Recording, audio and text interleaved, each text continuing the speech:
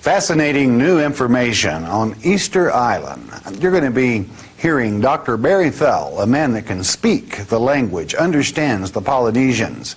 How exciting it is. Lean back, enjoy Easter Island, Dr. Barry Fell.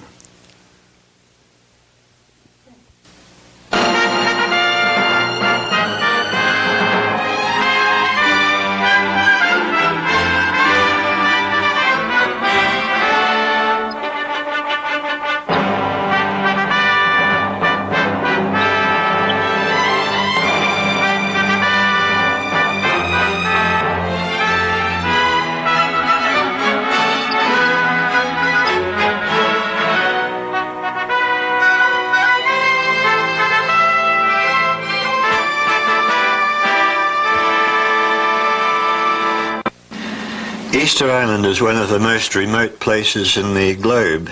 It lies at the eastern end of what is called the Polynesian Triangle. As you can see in the map, Easter Island lies about 1,500 miles east of the center of the Polynesian Triangle, which is outlined there, and about the same distance west of South America. The Polynesian Triangle covers the whole area where people who speak the Polynesian language are found. There are obviously great sailors to span such enormous distances, far greater than the distance across the Atlantic. Hawaii's at the northern tip, New Zealand at the southern angle, and Easter Island at the eastern angle. All three portions of the Polynesian Triangle were visited by Captain Cook during the 18th century, and he ultimately met his death in Hawaii at the northern end. In the center, you'll see a region marked Central or Core Polynesia. That is the part that was first settled, we believe, and then voyages radiated out in various directions to the other portions of the settled area. The island is famous for the gigantic stone statues which occur in scores all over. The island is quite small, and yet there are an enormous number of these huge statues carved out of volcanic rock, many of them standing, some of them fallen.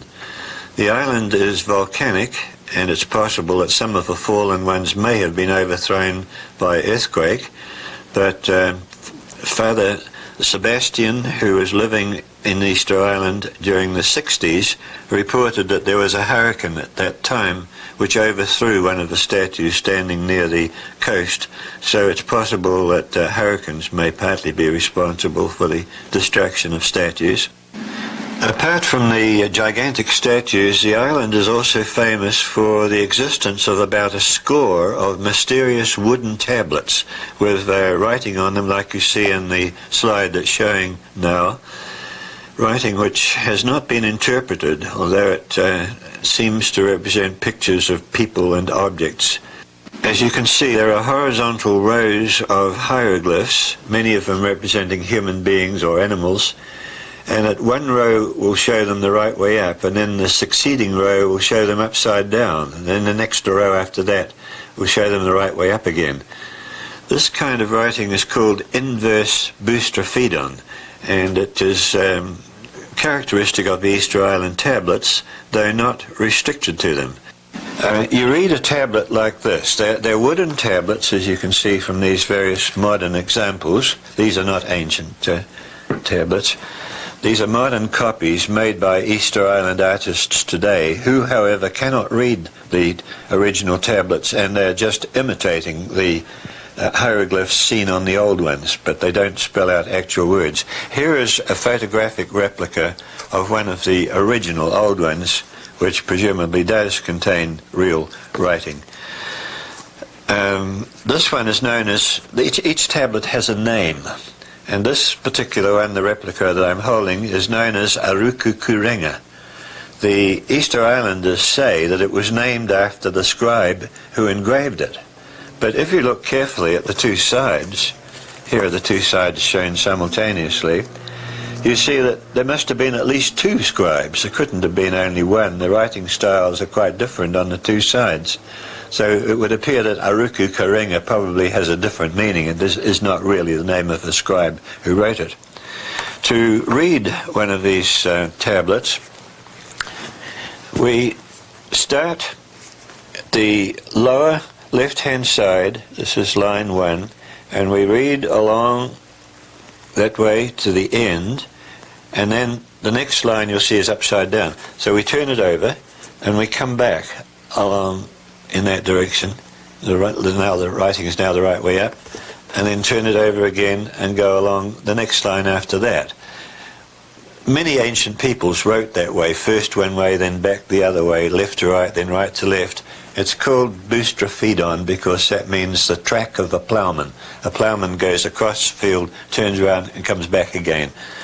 Inverse boustrophodon, which we have here, is the name used to it when the letters are upside down on each succeeding row, so that you have to keep turning the tablet over all the time. Every time you change rows, you turn the tablet over.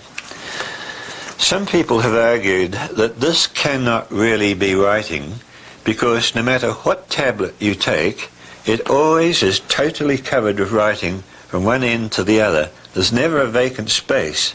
And they say, if this really was a message, surely the scribe wouldn't always exactly make it fit the piece of wood that he happens to have. And so they think that's not writing. However, that's a false argument. Let's look at this one. This is a version of the 10 Commandments found in Ohio over 100 years ago. It's engraved on stone. If we turn it over, every single space on the piece of stone is occupied with writing. What the scribe did was to shorten the 10 Commandments until they exactly fitted on the piece of stone he had, and so he used every piece of available surface on the stone. Here's another example, this ancient Egyptian inscription. The inscribed area is totally occupied by hieroglyphs and pictures. There's not a vacant space anywhere. It's just the way that scribes worked in ancient times. They were taught to make full use of the available space and not to waste any. Another reason why that argument is wrong is that there are a few objects like this pectoral that was worn around the neck, like hung around the neck on a chieftain, that has only one line of writing on it. There's plenty of spare space on that one. So you see the argument is fallacious. Some people have said that this arrangement of reading the way I've been talking about, inverse boustrophodon, is found only in Easter Island and nowhere else, but that's not true either. Here is a copy of a letter written by a Berber about 150 years ago in North Africa using the Tifinagh alphabet that we've met in other contexts. It begins here. This is the letter W, this is the N, that's a K, just as we found in the Norse inscriptions at Peterborough. It's the same alphabet. WNK, that stands for Wanak, which is saying, it is I. Then he gives his name, which is Abdusalim, B-D-S-L-M, and the vowels are left out. This is I, Abdusalim, and then he goes on to say his message. Read along like that, then you go around the corner, and you come back this way, and you turn it around again, along there, and you end up here. Here's another one from the same period, written by a gentleman called Agua. He prefers to start at the bottom, like we did on this Easter Island tablet. He starts down here, again with the same formula, W-N-K, Wanak, this is I. Then he gives his name, which is Agua, G-R, are the only letters he writes. G-R, the vowels you have to add. This is I, Agua. And then you read along there, turn it round, come back, upside down, and round again, and reach the end here. While I'm on this, I'd just like to mention one thing. It doesn't have anything to do with Easter Island, but it is interesting to us who live in America. You notice each of these letters, whichever direction you read them, started off with a fixed formula. This is I, and then the name of the person, Wanak. We have found inscriptions in Nevada and other portions of the desert southwest which start off the same way, written in the old Tifinagh letters and beginning with the formula Wanak. This is I, and then it tells you the name of the person who engraved the inscription in North America. Those are inscriptions that date, we think, from the Middle Ages.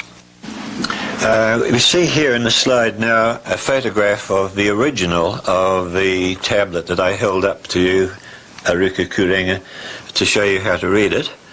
That's what the original looks like. The original's in Belgium now, collected by the Belgian fathers during the middle of the 19th century. The existence of these tablets was discovered by one of the missionaries sent to Easter Island in the middle of the 19th century, and he purchased an example from the Easter Islanders and sent it to Tahiti, where his bishop lived. The bishop became fascinated by realizing that there was some form of writing in this remote island, and contacted one of the Easter Island chiefs called Metoro, who was sent to Tahiti to talk to the bishop. And between the two of them, the bishop, with Metoro's help, contrived to make a picture dictionary. Here are some portions of a dictionary. The people spoke French, so the items are in French.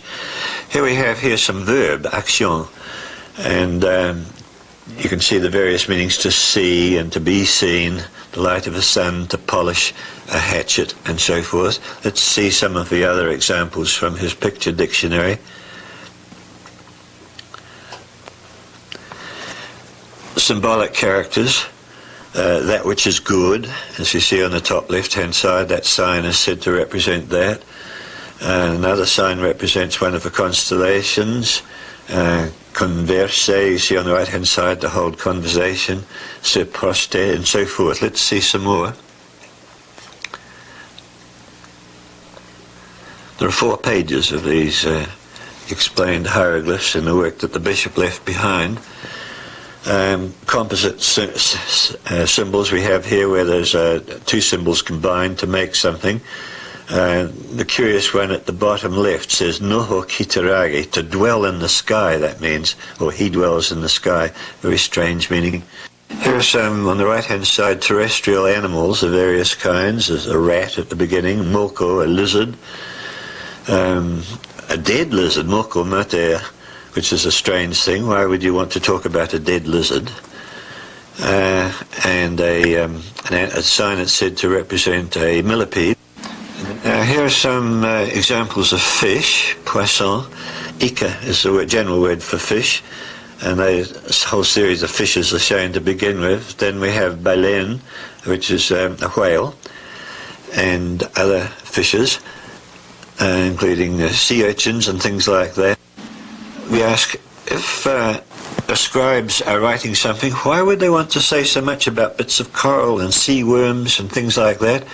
I grew up in New Zealand and am very familiar with the nature of Polynesian mythology, and they're always about men and their adventures with gods and love affairs with women. They'd never have anything to do with bits of coral or worms in the sea or so forth. So this is a strange thing that we run into to begin with. Why did they have to illustrate all these microscopic creatures in the sea? And the one we're looking at now, we have some examples of men of various ranks. The first one, Tiaraki, that's the king. The next one, 3 wise men, Toru, Araki, Tohunga. On the right-hand side, we have symbols for the sun and the sky, Rangi, and the star, Hitu. Next slide, please. We could understand why those symbols would be required, but I do not understand at this stage why they would want to be talking about all these minor animals in the sea, minor invertebrates. These are items to do with constructing buildings, rafters and studs and things of that kind. On the left-hand side, various flowers and fruits. Why is it necessary to talk about different kinds of flowers? Maoris don't. This is the dictionary made by Bishop Joisson and Metoro, and not the only source of information we have on the meaning of Easter Island symbols. Tor Heyerdahl, when he visited Easter Island some years ago, made the acquaintance of a man whose father had been a prisoner, a slave, in Peru, and had left some records that he had made himself in this notebook, which he allowed Tor Heyerdahl to photograph. So we have some additional information there. However, it turns out that all the signs are shown, ones which are also repeated in the bishop's dictionary, so we don't learn much more from this. A major advance in the study of Easter Island writing was made when a German professor, Bartel, made an accurate copy of each surface, every line of each surface of every known tablet that's in the European museums. As I said, there are none left on the island itself. And Bartel recorded them all in printed form and made them available for students all over the world to study them. This was a great service he did to us. I'm showing there a sample page from his publication. But there's more available than that. When Metoro was in Tahiti talking to the Belgian bishop, he gave a reading of 4 of the largest tablets, starting, as I explained on this one, starting at one end and going line by line all the way across both sides of a tablet. He did that for 4 of the largest tablets, and the bishop wrote down everything he said. I have brought together here Bartel's copy of the lines of hieroglyphs on these tablets, and I have matched them up with what Metoro said was the meaning of each of the signs written in Polynesian, as you see on this page here. Now we have a portion of that same line, the beginning of that line. That's this end of the tablet that I'm touching here. I'm going to talk about this slide now. As you saw in the portion of the bishop's dictionary that we were looking at earlier, do you remember there was a picture of a man with 2 horns on his helmet, and it said beside it, Rangi, the sky or heaven. That's the sign you see at the beginning of this line, the left-hand end, Rangi. But instead of saying Rangi, as Metoro said was the meaning, it says Kitirangi, which means to the sky or to heaven. Then the 2 signs that follow that, the vertical rod and the next sign to that, as we read towards the right, Metoro said that both of those signs meant the same thing. He said they meant henua, which is a word meaning land. But he doesn't read it as land, land. According to his dictionary, what he has there is sky, land, land. But that's not what Metoro read it. When he read it aloud, he read the first land sign was read at Kita henua erua, which is not even grammatical. That's saying to the land in the singular, te is the singular article, to the land, singular land, and he goes on to say erua, the 2 of them, which is ungrammatical, referring to the 2 signs. It's strange. The next sign he had said in his section called men, he said it meant the king, King Hotematua, the founder of Easter Island. Here he puts no Hotematua, by Hotematua, and so on. Every sign as we encounter it, we find it has extra minor words added to what he said was the basic meaning. We see the word for sky halfway along again, we come to the word to sky, Tirangi. But this time he said Kitihitu o Tirangi, to the edge of the sky. On what authority is he adding all these extra words? Because of these extra words added in that aren't represented in the writing, some people said he's just making it up. See if we can check this. Here we have 4 symbols. He said that sign means a flying bird, manu rere. In the dictionary it's given as flying bird. Manu is bird, rere, flying.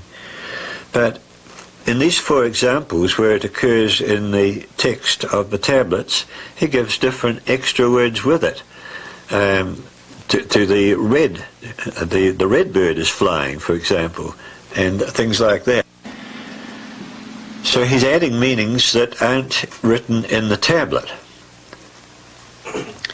Does this mean that it's a fictitious reading? Well, we'll come now to the sign for heaven. You remember this one means the sky or heaven, rangi. We have various renderings there: to rise up in the sky, to fly in the sky. The 3rd one is very strange, kua koa koa ki te rangi, that's mean to be happy in the sky, and ki te hito o te rangi, to the edge of the sky.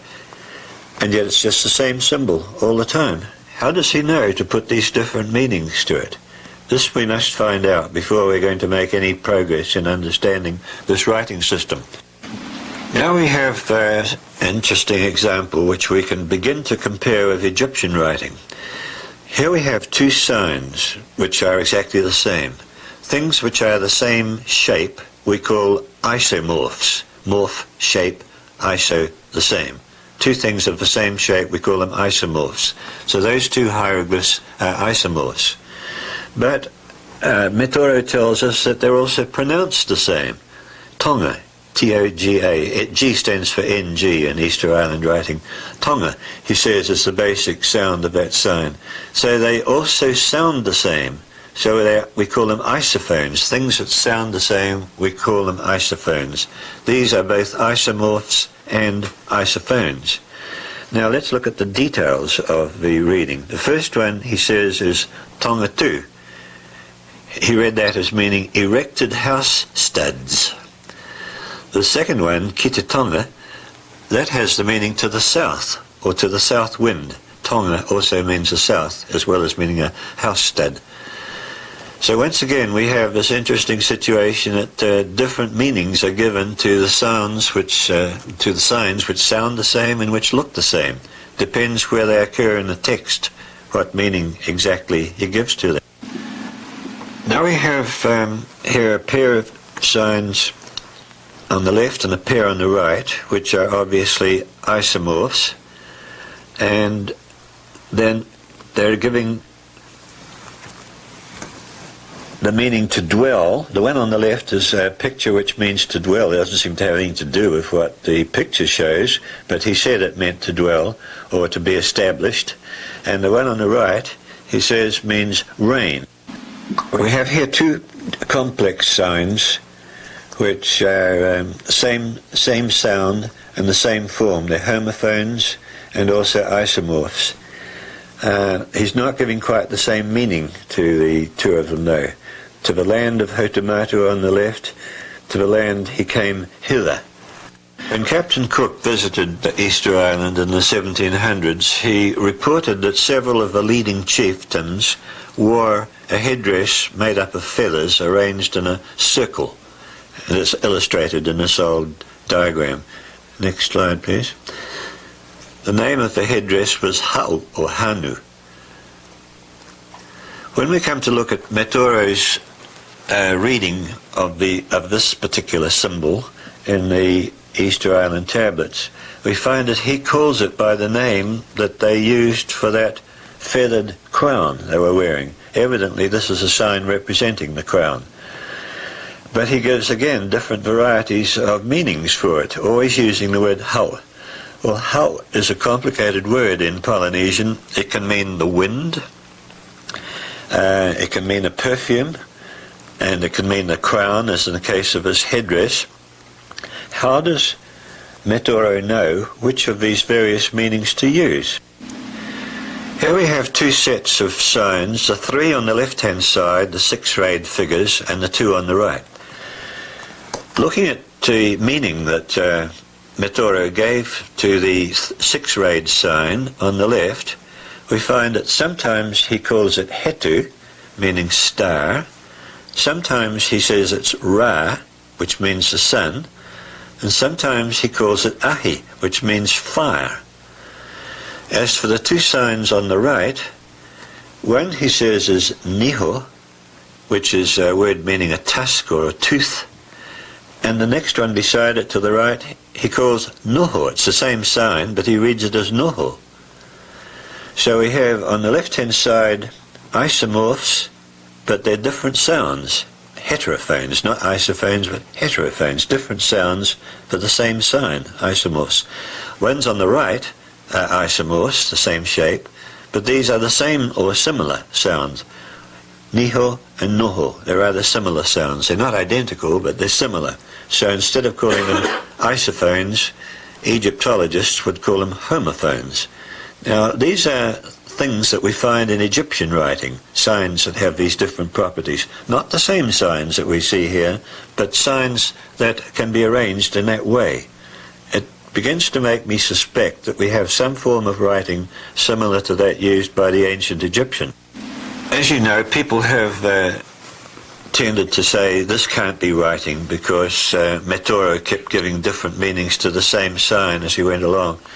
Let's do some checks in other parts of the Pacific to see if we can find some commentary. See if we can find some commentary on that comment. On the left-hand side of this chart, you see a number of signs from Easter Island with the meanings and sound values given to them by Metoro. On the right-hand side are some signs used as a writing system to this very day by the people of the Caroline Islands in Micronesia. We know that the signs really did have these sound values because they're still used today, and the Micronesians will readily point them out and tell you what the sound value is. Now let's compare the two. According to Metoro, in the middle of the 19th century, left-hand column, he said that the first sign looks like a post with a cross on the top of it. He said that that represented Niu. That's a coconut. That means in Polynesian today a palm tree, or in particular a coconut palm. And indeed it looks like a palm tree. And that's interesting because there were no palm trees on Easter Island when the white people first went there. Look at the sign now on the same line on the right-hand side. It's almost the same. It's a vertical stroke with a cross on the top. And the sound value ne, which is nearly the same as niu. Now that does not mean coconut in the Caroline Islands language. Look now at the second line. On the left-hand side we see the Easter Islands sign and the word poporo. Now that's a plant which produces a seed pod that hangs down on a pendulous stem, as you see illustrated in the picture. Poporo. It only grows in Easter Island. Now look on the right-hand side. The Caroline Islands, they don't have a poporo tree there, but they do have the sign, and they write it the right way up and also upside down, and they say that it's po, or po is the first syllable of the Easter Island name for that plant. Now take the next one. The third one, according to the Metoro, it's a picture of a chunk of sugar cane, and the word is toa, meaning sugar cane. Now look on the right. We have virtually the same sign, same sound, toa, which is not the word for sugar cane in the Caroline Islands, and so on. We could work down all through this table, and there's much more of it, showing how the Caroline Islanders apparently have adopted the symbols used by the Easter Islanders for the same sound or a similar sound, even though the meaning has no connection in the Caroline Islands language. Here's another part of that same table with some more of those signs compared in the same way. Third one from the bottom is an interesting one. On the left-hand side we have the Easter Island sound and meaning. The Easter Islanders say it represents crossed arms. The word for arm is rima, two arms crossed. On the right-hand side, the Caroline Islanders don't give any meaning to it at all. They just say it's the letter re. That's the first syllable in rima. And so on for the other signs that you see there. We've made our point, so I guess I don't need to go tediously through every one, but that's how it is. So the evidence from the Micronesian islands tends to support very strongly the notion that the Polynesians had a writing system in Easter Island, and furthermore they appear to have been the originators of it because the signs have appropriate meanings for the pictures. Now turn to the other end of the Polynesian triangle. We go to New Zealand. In 1840, Queen Victoria and her representatives entered into a very detailed treaty with the chieftains of New Zealand, 700 of whom put their signatures on the so-called Treaty of Waitangi, which is the oldest New Zealand document. Here is one of the pages of the treaty with the signatures of a number of chiefs in one district, where every chief signed with a cross, and a local missionary wrote down the translation of what the name was. Now this is just like an American will made during the 18th century, especially wills made by women who did not go to school in those days. The lawyer would write the name of the person signing, and the person himself would just put a cross beside his name. That's basically what these chiefs have done. Now let's look at another page of the treaty. Here we see a large number of chieftains from the Wellington district in New Zealand, all of whom apparently decided to use a horizontal line with several squiggles up and down across it as their signature. Each one seems to have imitated the other, and the missionaries wrote in the names. Let's look at another page. Here are some signatures of a more interesting character from both sides of Cook Strait in the middle of New Zealand. I would draw your attention to the fourth one from the bottom, the loop. On the right-hand side it says Rangi Hayata. Rangi Hayata was a very famous chieftain in the Wellington district who lived in Kapiti Island. It says beside it, Kotitoho or Rangi Hayata. That means this is the signature of Rangi Hayata, and the actual signature is that loop of string that he has drawn. Now the interesting thing is that the word Rangi Hayata in Maori sounds almost like the word that means a loop of string. So he's chosen something that sounds similar to his name and used it to represent his name. Here's another part of the treaty, the second one down. No, the third one down. It says Titoho o Pomure, the signature of Pomure. Pomure chooses to draw the figure on the right. And mure is a Maori word meaning, with a very specialized meaning, larva of the tiger beetle. Mure, larva of a tiger beetle. On this slide I have drawn at the bottom the larva of a tiger beetle. The name Pomure and mure meaning larva of a tiger beetle, and on the right is the picture the way the chief wrote his name. Obviously he has drawn a picture of a tiger beetle. So he's picked that part of his name, which he could represent pictorially, and used that as his signature. Next slide. These are all signatures on the Treaty of Waitangi, very well attested and carefully dated document. Now let's come to something that we can't date so accurately. This is a part of a cave inscription from the South Island of New Zealand. It probably dates from sometime in the Middle Ages, maybe about, say, 1400 AD or something like that. The artist has drawn in charcoal and red ochre a number of great fishes, that most of them are sharks. There's a generalized word in the Polynesian language which means great fishes or sea monsters. It's taniwha.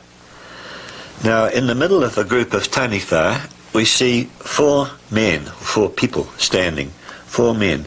The word for men is tane, and the word for four is fa. He's drawn tane fa, four men, which is as close as near be to taniwha, meaning sea monsters.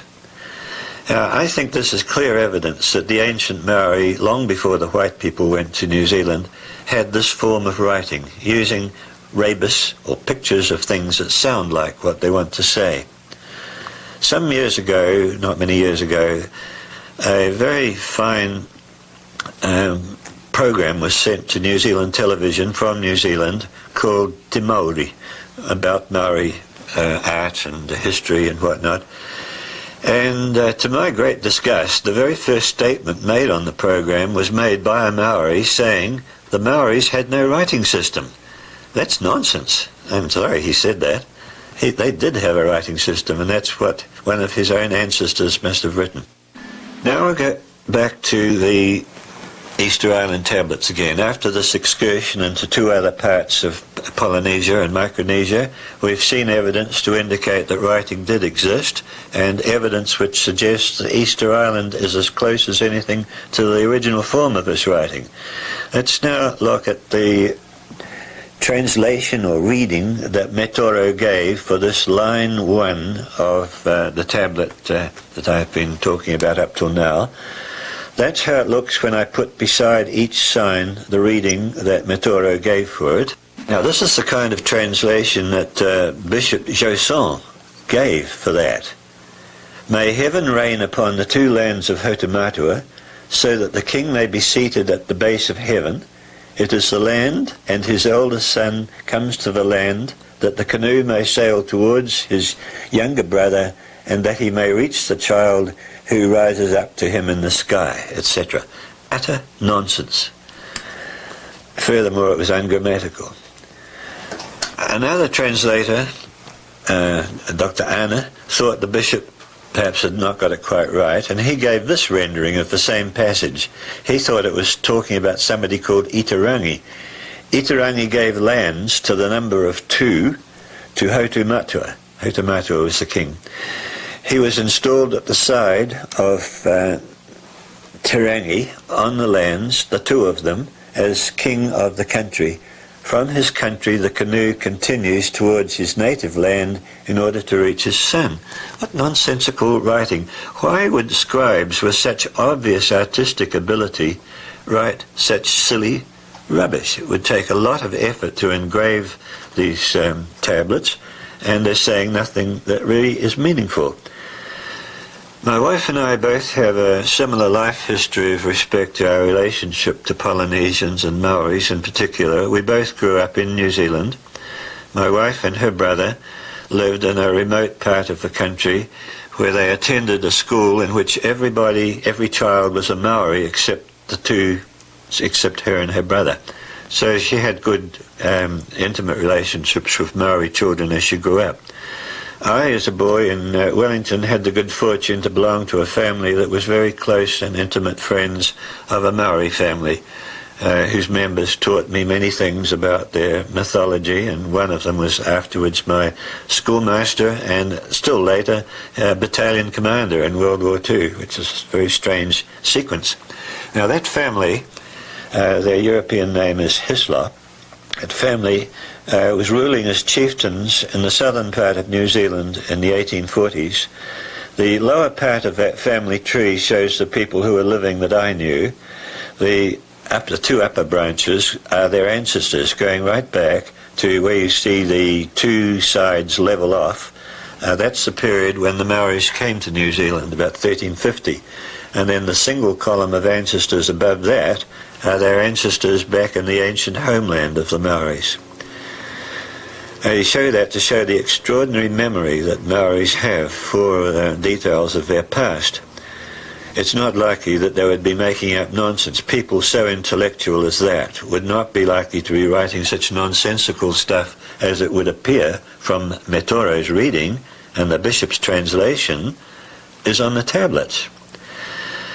Now, as a child, of course, being associated with Maoris, as I said, I became aware of things that not many New Zealanders get to know. Here, for example, is a Maori charm, or a spell, to make the rain go away. It rains a lot in New Zealand, very unlike San Diego, where it hardly ever rains. In New Zealand, we have far too much rain. And in order to have some fun outdoors, we would hope that the rain would stop. This is a karakia, as it's called, a spell that Te Rangihiroa, one of the distinguished Maori scientists, has recorded as being taught to him as a child to make the rain go away. It says, "E rere o te kotare, ki runga e te puwharawhara. Ruru ni I parirau, ke mako o kuan te awa, mau te ua," which can be translated as on the right, "Fly, O kingfisher, onto the branch of Astelia," that's the puwharawhara plant, "and there shake your wing, lest your young become wet with the rain. Cease the rain." And Te Rangihiroa says, "I never understood why I had to say that rhyme to make the rain go away, but that's what we were taught as children." Now look carefully at that. I've written out a portion of that rhyme where it says A, as each line of it as Te Rangihiroa rendered it, how he had to read it. Now, what I noticed one day when I was studying that is if you replace the words in A by words that sound almost the same, but not quite the same, you get a different meaning. And the top line, which says, "Erere o te kotare," fly, O kingfisher, if you replace the word fly by herere, and the ate by ata, and kotare, which is kingfisher, by the verb kotare, you then get something that says storm clouds, stormy weather. And if you do the same thing all the way down, as I've done there, you finally end up with a rhyme that says storm clouds, stormy weather, obey, turn about, go away, be calm, veer off in another direction. This makes it seem as if to make a successful spell, you've got to conceal the meaning by changing the words to make up meaningless sort of doggerel, and the spell then becomes effective. There's the last part of the spell. Now, I'd like to refer to something that was written 100 years ago in 1890. Go away from the slides for a moment. Shortly before this time when this was written, a great Maori treasure that had been lost for hundreds of years was rediscovered by the Maoris in New Zealand. As soon as they found it, they knew immediately what it was. It was called the Kuratangi, or crying dove, a beautiful jade carving of a dove, apparently made somewhere in Asia.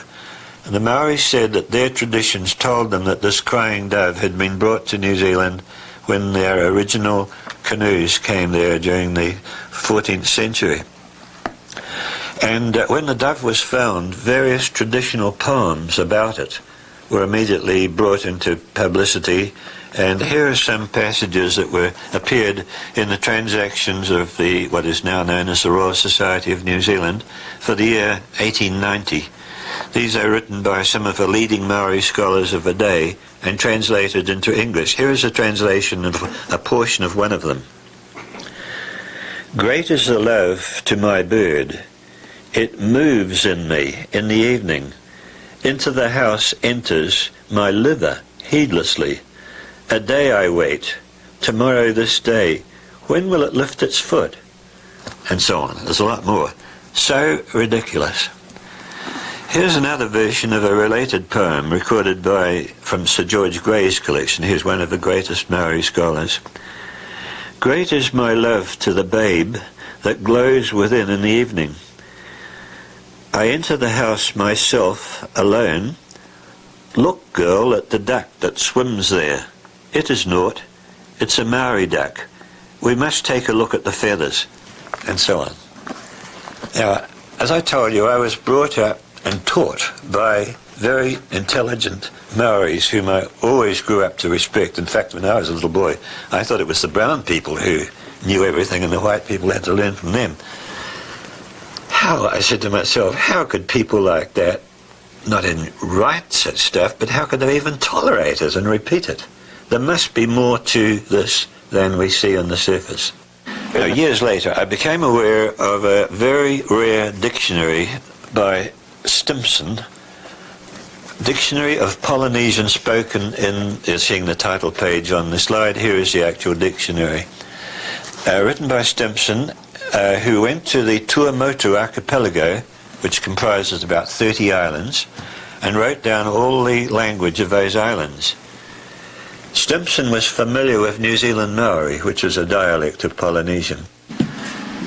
The Tuamotu Islands are about 2,000 miles away from New Zealand, and the first remarkable thing that Stimson found was that the language spoken there is almost identical with that of New Zealand, although they're so far apart. One might have thought it would have been more related to Samoan or one of the other central Polynesian dialects, but that was not the case. The other surprising and very important thing that Stimson discovered and included in his dictionary was that there are about 5,000 words in the Tuamotu dialect which apparently have been lost from the New Zealand dialect. They must have once been present, but they're no longer there. These 5,000 words deal in a large way with many varieties of sexual experience and various pagan ideas, as well as some ordinary words. For some reason or other, they were lost from New Zealand. We think the reason why they were lost is that the first dictionary of Maori was written by another missionary, Bishop Williams, about 150 years ago. And we think that he deliberately left out those words that he didn't like, and they were subsequently lost. We never knew they were in the New Zealand language. Taking now Stimson's dictionary, which unfortunately is out of print, I started looking at some of the other Maori traditional poems, absurd as they seem to be, and doing what I did with the Kingfisher poem, substituting related words or similar words for the ones that we have there, and using this dictionary to provide some of the missing words. And this is one of the little spells that I treated in this way. This is one recorded by Sir George Grey, one to make the sunshine. And according to Sir George Grey, he was writing between 1840 and 1860, very staid Victorian period. He was a Victorian gentleman in New Zealand.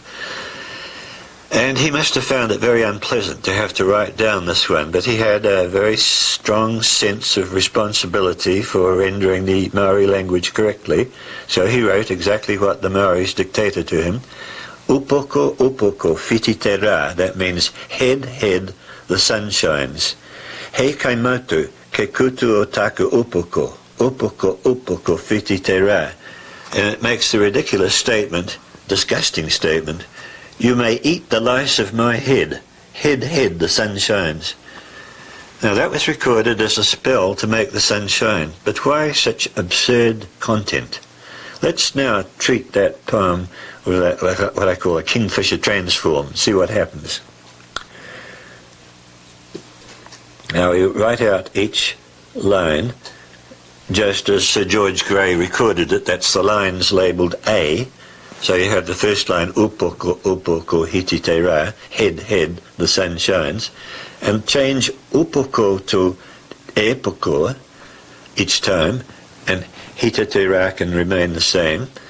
Then the next line where it says, hei kaimau, te kutu o taka opoku, you may eat the lice of my head, change that to hakaima o, taku to taku epokoi, and we do that all the way down, and we end up now with a poem that says, O cloud, let the sun come out. This I conjure by gesture and by chanting this spell. O cloud, let the sun come out. And our dictionary for making that translation is Stimson's Dictionary of the Tuamotu dialect. I am now, by this time I was convinced that we had the secret to reading the Easter Island documents. We'd got to make to use a vernacular expression, we've got to make a kingfisher transform all the way along.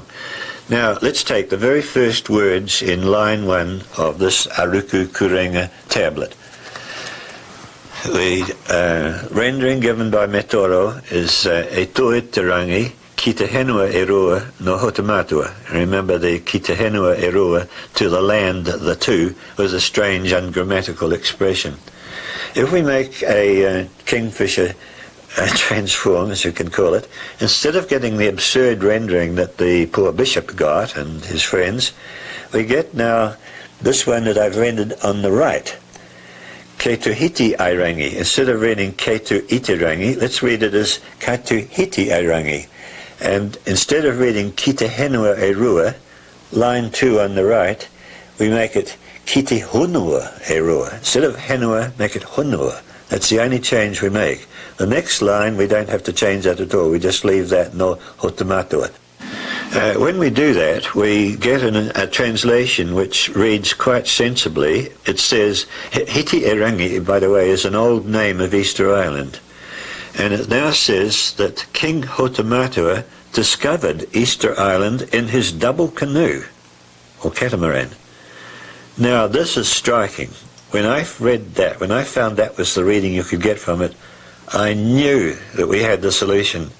Because long ago, when missionaries first went to the Easter Island and wrote down their mythology, they told us that the Easter Islanders said that their tradition recorded that the island had been discovered by a man called Hotomatua, who was sailing a double canoe. But what happens if we carry out a kingfisher transform all the way through? Here we have in line A, Metoro's dictation, and B, the inferred transform, in other words, a rebus, and we're changing it. Instead of katui te rangi ki te henua e, that's this one I dealt with before, we change it in the way as shown here, katuhiti te rangi ki te hunua e rua no hotomatua, and we keep on doing that. Now we get this reading. Hiti Arangi was discovered by Hotomatua on his double canoe. It is located at the extreme limit of the sky. The land he found to be of small extent. To this land he steered his double vessel, constructed of two separate hulls, clamped tightly together, namely the Oteki and the Owa. I now knew we had the decipherment because tradition tells us that the hulls were called the Oteki and the Owa. See how this remarkable piece of history was concealed in the most extraordinary, meaningless doggerel. So we continue deciphering in the same way now. I'm convinced that we have the right method of dealing with it. Here is the whole of line 1 with the phrases that Metoro gave for all the different elements. I'm going to read the translation now only. Hiti Arangi, that's Easter Island, was discovered by Hotu Matua on his double canoe. It is located at the extreme limit of the sky. The land he found to be of small extent. To this land he steered his double canoe, constructed of two separate hulls, clamped tightly together, namely the Oteki and the Owa. The double canoe continued on direct course until he, that's Hotu, cut the lashings of the outrigger, whereupon the two vessels separated, each rushing pell-mell ahead hither. He, Hotu, was the first to reach land, and he was exultant.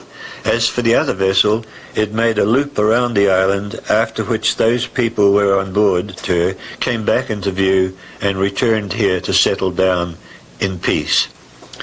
Thus our founding father, Hotu, assumed the office of kingship. There also arrived here a chieftain of high rank, so designated by the king, namely his own son, whereupon there was rejoicing. In the sky overhead there appeared a bird in flight, poised above the land. Good was that omen. Now the settlers began to search for edible materials on the island. The men started to build coops for the chickens that they had brought with them and to transfer the chickens ashore. Boundary lines were determined and root crops were planted with the aid of the digging stick. They brought the root crops with them, the kumara, so far as suitable places could be discovered. And here it was, the king included, they made their settlements. But they continued nonetheless to sail about here and there, always searching for good localities. And there they would plant root crops. Green, unripe fruits were also discovered on the island, and so they continued to explore. I'm passing now to line 2. But exploration could proceed effectively only insofar as the winds remained moderate, for whenever the wind blew from the south, the seas became very rough. So Manukura, that's literally red bird, the word for the chief counsellor, Manukura never would sail towards dark, gloomy cloud bank with violent and extended winds, for one could be driven ashore and wrecked by the wind when it veered to the south. Despite arguments that arose, these travels were brought to a successful conclusion. And so the people learned how to make use of calm days and to seek protection by taking shelter in unexposed places here and to withdraw from exposure and to the coldness of the wind. The narrative continues, but I'm not going to go any further. Now this is as far as I had taken my translation last year when I first presented this paper to the Institute for the Study of American Cultures, who held a congress in Georgia a year ago. Since then, one of our members, the Vice President, Marshall Payne, has visited Easter Island and taken with him a copy of the published version of the paper I've just delivered to you in this volume of Aesop. And he gave it to one of the 36 elders who rule over Easter Island now. In Easter Island there are 36 families, or hapu they're called, each of which has an elder. And the 36 elders constitute the governing council of the island. To Petoro, one of the elders, Marshall gave a copy of this issue of Aesop. Petoro was selected because he speaks English, Spanish and Polynesian, so he seemed to be an ideal person to accept it. And a few weeks ago, Marshall got a telephone call from Easter Island. I'm amazed to know that you can make telephone calls from Easter Island, but you can apparently. And he then made this note for me. to Barry Phil. Put my glasses on. In a phone conversation yesterday with Petoro Edmonds on Easter Island, he related the following. He recently met with the Council of Elders and explained to them your premises for the translation of the Rongorongo tablets. There was clear agreement, since the council members merely readily equated your premises with Easter Island tradition concerning reverse talking, so-called. Person A speaking to person B, so that person C cannot understand the conversation. Reverse talking called for the use of words which, when spoken, sounded very close to the words that were meant, but taken literally were just gibberish. And indeed, gibberish is the apt description of the so-called translations of the tablets to date. In that this same premise constituted your breakthrough to the translation of the hieroglyphs, Petoro was quite optimistic as to the accuracy of your translation. The islanders refer to the tablets as the talking tablets. One other thing came just recently. On October the 4th, 1990, I received this letter from a learned Hawaiian, Likeke McBride, who lives in the big island of Hawaii, and he discusses at length what he remembers from his childhood of what he was told by the author of the standard, I don't have it here, the Standard Hawaiian Dictionary, Pukui. Was told that in ancient times there was a secret language used in Hawaii in which words were used which apparently had an inappropriate meaning but were similar to words that were really intended. And then he says, almost a century later, Hawaiian guano diggers in the South Pacific originated a play language which they called Olelo Kuke Manu to keep their bosses from understanding. This speech has substitutions of forms as well as transpositions. Let us come here might be rendered in a different way. I'm sorry, I can't read this part of the letter, but he indicates that they were speaking in a way so that their bosses wouldn't understand what they were saying.